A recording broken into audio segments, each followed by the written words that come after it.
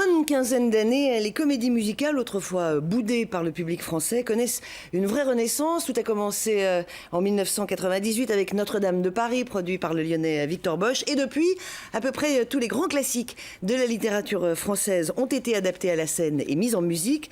Dernier avatar en date, Les Trois Mousquetaires, d'après Alexandre Dumas, qu'on pourra découvrir fin mars, début avril, à la Halle Tony Garnier à Lyon. Avec nous, deux des interprètes, le Canadien Olivier Dion et la Lyonnaise Victoria. Bonjour à vous deux. Bonjour. Bonjour. Alors Victoria, vous êtes auteur, compositeur, interprète, et là dans Les Trois Mousquetaires, vous jouez la reine Anne d'Autriche. D'abord, est-ce que vous aviez lu Les Trois Mousquetaires ? Bien sûr, obligé, il faut qu'on s'inspire du personnage. On a aussi beaucoup regardé de films qui représentent le personnage et puis apporter notre petite touche d'authenticité pour jouer au plus juste. Alors je vous propose qu'on regarde un petit extrait de la bande-annonce pour qu'on voit bien à quoi ça va ressembler.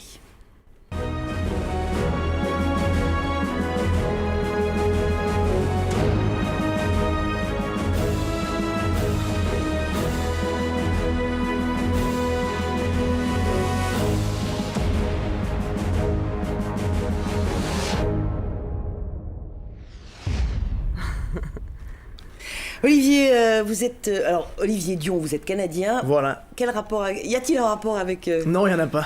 Il n'y en a pas. Bah, j'ai partagé la scène avec elle déjà. J'ai eu la chance de faire ça, mais sinon c'est tout. Bon.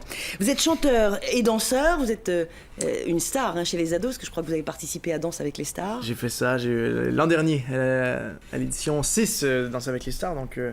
Donc voilà, mais je suis principalement chanteur. C'est votre métier d'origine. J'ai appris à danser un peu avec l'émission. Alors vous jouez le rôle de D'Artagnan, qui est quand même le plus connu des mousquetaires. Même question, est-ce qu'au Canada, les Trois Mousquetaires, c'est un classique aussi ? Très connu. En fait, les Trois Mousquetaires, c'est la 4e œuvre la plus traduite dans le monde et chez nous, tout le monde connaît. Le livre, par contre, le bouquin, je ne l'avais pas lu quand j'étais plus jeune, mais je l'ai lu évidemment avant de me lancer dans l'aventure. Justement pour m'imprégner de l'œuvre de Dumas.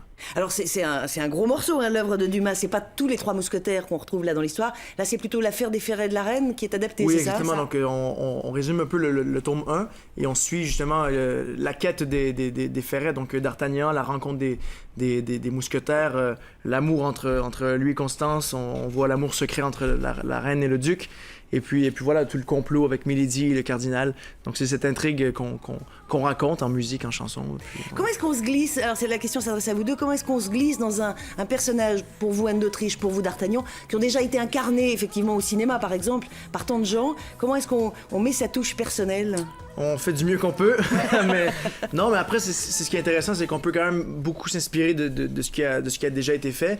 Moi, c'est en partie ce que j'ai fait, c'est d'aller voir comment certains l'ont joué, de prendre ce que j'ai aimé de chacun et après d'essayer d'amener sa touche. Et chose qui est pas nécessairement facile parce que justement ça a tellement été déjà fait souvent à la télé, au théâtre, dans des séries maintenant, que maintenant d'amener quelque chose de nouveau, ça peut paraître difficile, mais après, on a des personnages qui collent un peu déjà à notre personnalité, donc ça va un peu de soi. On a été très bien servi, donc c'est très très cool à jouer. Anne d'Autriche, c'est pas non plus, je veux dire, c'est pas une rigolote. Les garçons ont pris des cours d'escrime, mais pour ma part, j'ai bossé le maintien, la posture. Les metteurs en scène me disaient que quand je devais rentrer sur scène, que je sois en basket ou en robe de princesse, il fallait qu'on comprenne que je joue le rôle de la reine. Donc, rôle de posture, de port de tête, voilà.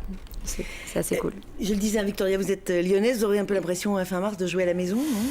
J'ai quand même super hâte parce que c'est toujours une fierté de jouer dans sa ville et en plus devant la famille et de pouvoir présenter à mes copains la ville de Lyon, le public de Lyon. Voilà, on a hâte de jouer pour vous, devant vous et voilà.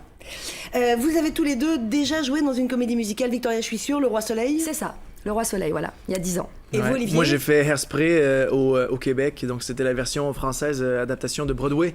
D'accord. Et donc j'avais joué le rôle de Link Larkin, c'était ma première expérience à l'époque. Et voilà.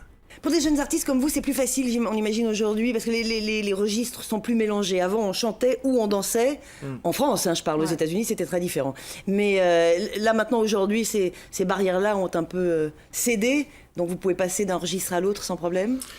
Je crois que c'est vachement plus facile en tout cas d'être éclectique et de toucher à tout, d'être polyvalent, de pouvoir composer aussi ses chansons, c'est quand même super cool, d'être maître à bord et de pouvoir chanter ce qu'on veut et comme on le souhaite. Donc ça c'est quand même plutôt cool et c'est plus facile aussi.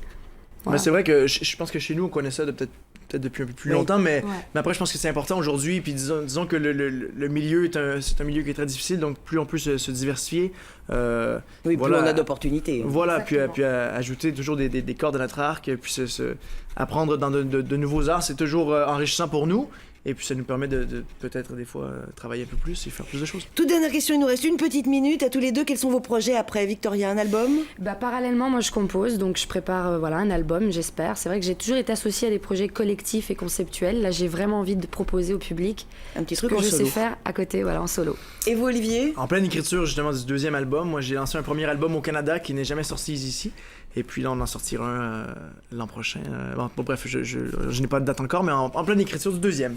Bon, ben on croise les doigts pour vous deux. Et en tout cas, on pourra vous voir donc sur la scène de la Tony Garnier à Lyon du 31 mars au 2 avril. Voilà. Merci à vous deux. Merci. Merci beaucoup.